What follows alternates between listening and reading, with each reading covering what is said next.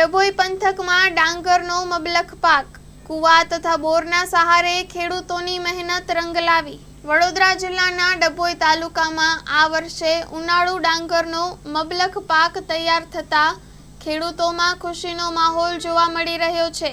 સિંચાઈ વિભાગ દ્વારા વઢવાણા તળાવમાંથી પાણી લેવા મનાઈ હોવા છતાં ખેડૂતો પોતાની સૂઝબૂઝ અને મહેનતના બળ પર સફળતા મેળવી છે।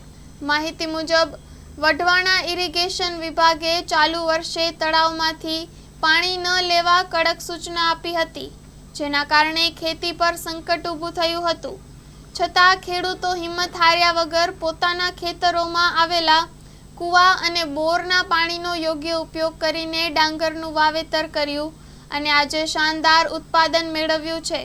કમોસમી વરસાદના કારણે શરૂઆતમાં નુકસાન થયું હોવા છતાં અંતે પાક સારો થવાથી ખેડૂતોને રાહત મળી છે। Story report by Lalbhai Bhathiyara, Dabhoi.